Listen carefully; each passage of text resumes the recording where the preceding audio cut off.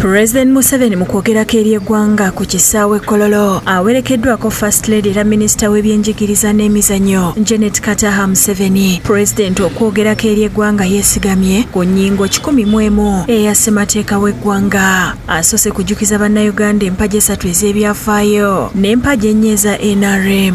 So, number 1, minimum recovery.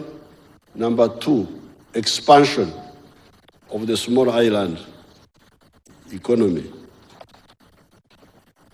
Number 3, the diversification of the enclave economy. Alabudde ku kabaata ak'okutunda ebyamaguzi nga tebigattiddwako mutindo kyagamba nti yakisaako ekkomo. Here I have banned the export of unprocessed minerals. If a mineral is not fully processed, I don't allow it to be exported. President ayogedde kukozesa obukugu okusitula ebyenfuna omuli okukola eddagala n'ebintu nga kati ebyenfuna bya Uganda bikuza okuva ku kawumbi ka $1.5 mu 1986 okutuuka ku buwumbi bwa $5.5 era kati Uganda eri mu lubu lw'amawanga agali yaddeyaddeko.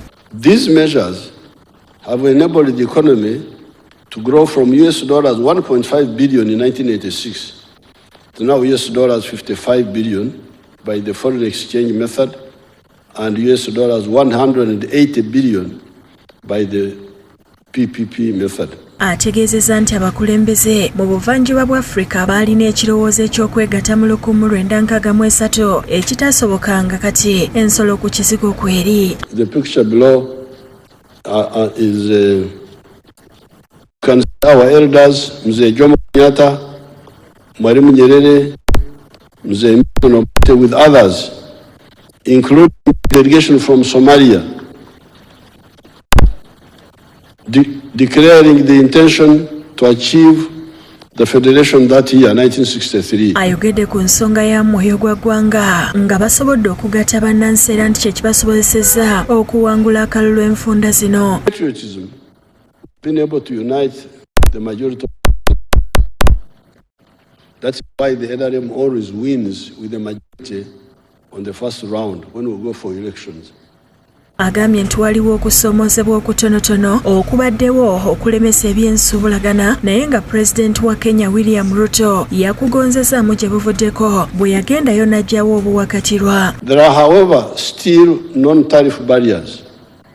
With His Excellency William Ruto recently, we agreed to remove all these barriers against sugar, milk, eggs, fruit juices, etc.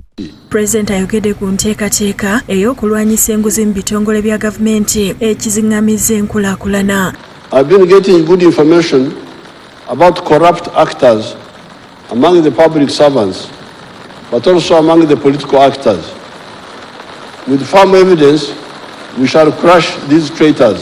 Wano enkuba weetandikidde okutonnya n'ategeeza nti abalyake beebeekobaanye okugireeta. I think the corrupt have brought ruin.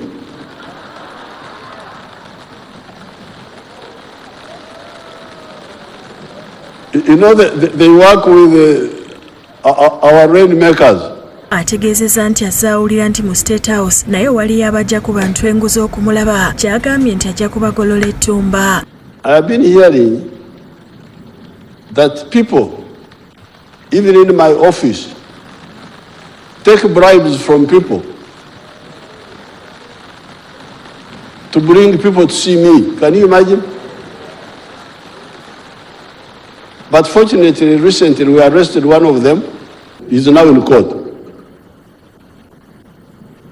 So we are moving, we are going to get them. Agambye nti waliwo n'akabondo k'abalyake akali mu Ministry y'ebyensimbi ne Parliament era nti kati alina obukakafu ku kyo.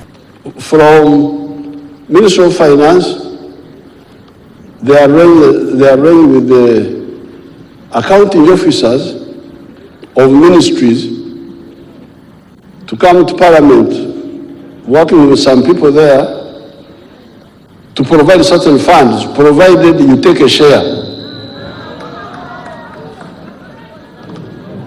I didn't believe this, but now I have proof.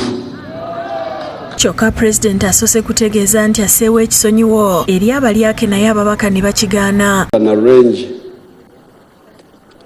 what do you call it, amnesty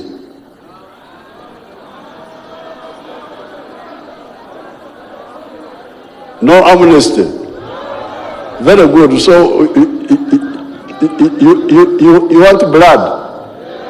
Ayogedde ku bantu abafuna ensimbi mu bazungu okuseketerera enkulaakulana nga bano abageraageranyiza kubaagala okulya mu nsi yaabwe olukwe. There are, however, other actors that get bribes from foreigners to work for foreign interests. These are both corrupt and traitors. Ayogedde ku bamanerenda ababuzizaako bannayuganda obwekyusizo. I have already directed the Attorney General to guide the Minister of Finance as to how he can criminalize this extortion by the money lenders. Agamba nti ensimbi za PDM bagenda kuzifuula ez'obubbanka obutonotono basobole n'okuwola abantu abalala ensimbi. The PDM and the mega funds are going to become the poor people's banks, able to lend at 20% or less after 24 months. Era ayogedde ku byenfuna by'eggwanga nti bitambula bulungi ng'alabudde amawanga g'abazungu abagezaako okubyeyingizaamu. I don't know how those who threaten us, this one, please, we are wasting your time. We are not going to move. Because we are sure, we are people of here, this is our land. We want nothing from anybody, so you are wasting your time.